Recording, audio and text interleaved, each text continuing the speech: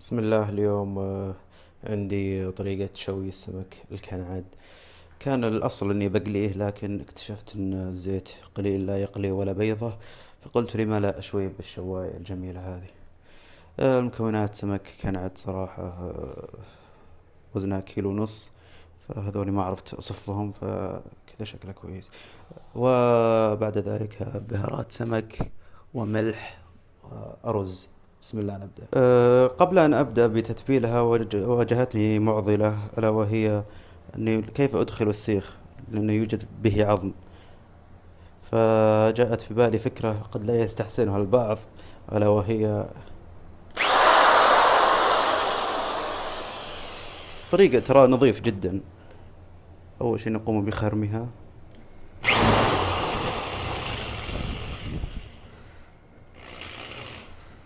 أوقف بعد أن خرمناها وهذا، غسلناها نغسلها جيدا. صراحة بعضها فسد قليلا، زي هذه ما أدري شلون بسوي بها، لكن بشوف بعدين. ما علينا. نقوم أولا بوضع البهارات هكذا، وقليلا من الملح، وقليلا من الزيت،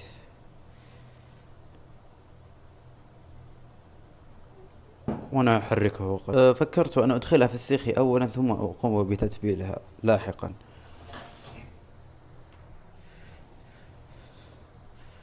وإذا خلصت حاطة في السيخ رجعت إليك. أنا أدخلتها في السيخ. يوجد بعض القطع التي هكذا، التي يعني لو دارت ستسقط. فجاءت في بالي فكرة أني أضع سيخا آخر هكذا وهكذا حتى تندمج قطعة واحدة. وقبل أن أصيخها أقوم بهذا، أصب عليها، ولا أصيخها ولا أصبه أولا هكذا، وأدهنها بيدي، ونعود إليه. صراحة حاولت إني أزينها، لكن اكتشفت إني مالي في السمك، لوني قاعد على الدجاج أفضل لي، والرز. صراحة حالتها شنيعة جدا جدا جدا، يعني صراحة حاولت 6000 صيخ منه ومنه، لكن صراحة ما طلعت زي مرة. لكن سأحطها في الشواية وأنظر ماذا سيحدث. ف الله يستر. وها أنا وضعتها في الشواية وسأنظر. أوه، إنها تدور. يا إلهي، لا إله إلا الله. إنها ماذا يحدث؟ أوف، إنها شنيعة صراحة. لا إله إلا الله. أوف أوف أوف أوف أوف. أنا أسف على هذا الخلل صراحة. مع ذا أطبخ سمك مرة ثانية.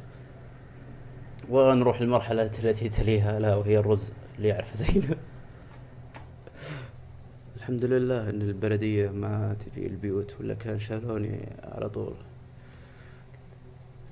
بعد ذلك نغسل الأرز قليلا، وننقعه، ونغسله جيدا. لا حول ولا قوة إلا بالله. والله ما ودي أشوف، بس شو أسوي غصب. صراحة منظر شنيع. وبعد ذلك نقلبها. اللهم إني أعوذ بك من كآبة المنظر. لا، انعفس كل شيء. لا حول ولا قوة إلا بالله والله. أوف أوف أوف أوف أوف أوف. بس لا إله إلا الله. بس هونا يا شيخ، خلاص. سأحاول أن أعالجها وأعود مرة أخرى، وأحاول أن أشيل الأسياخ هذه، وأحولها إلى أحول الطبخة من شوي إلى صينية السمك. شفتوا، هذه طريقتي أصلا من البداية مخطط. سأضع بعض الزيت وأتركها حتى تستوي ونعود. ها هي تحولت إلى صينية في الفرن. نحاول أن نرفعها قليلا حتى نضعها قريبة للأعلى، ونروح للخطوة الثانية، لو هي الرز السهل. بعد ذلك ننتقل إلى الأرز، ونحرك البصل قليلا، بصل وملح. بعد ذلك نضيف القليل من الكركم الأصفر، على أساس نزيد لون ثاني. بعد ذلك نضيف الماء الساخن. أوه. بعد ذلك نضيف الأرز هكذا، ثم بعد ذلك نطبقه ونتركه 20 دقيقة، ونعود إلى السمك اللي مدري وش. بعد ذلك نعود إلى السمك وننظر هل يوجد مفاجآت أخرى أم لا. لكن الحمد لله الأوضاع مستقرة الآن. يعني نحاول نقلبها شوي شوي ثم نعود. لذلك سأقوم بتنظيف هذا، والناس بالعادة تغسل المواعين بعد، لكن أنا أضف هذا بعد. ونشوف السمك. صراحة رب ضارة نافعة، يمكن كذا أزين يعني. الله، نشوف الرز بعد. الله. وبعد ذلك ننظر إلى الرز، وها هو قد انتهى، ونسكبه. ها هو الرز جميل المنظر، وننظر مع السمك. وها هو السمك اللذيذ. سأدعه قليلا ليتحمر. ولقد انتهى السمك أخيرا كما نشاهده الآن. يا سلام. وها هو الشكل النهائي كما تشاهدون أمامكم. ما عرفت شلون أشيله، فقلت خليني أجيب الصينية كاملة أفضل، ونتذوقه وننظر ماذا يحدث من مفاجآت.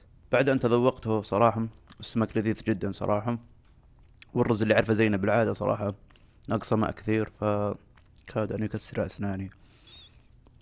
وآسف على الأخطاء التي حدثت، ولن أعيدها مرة أخرى.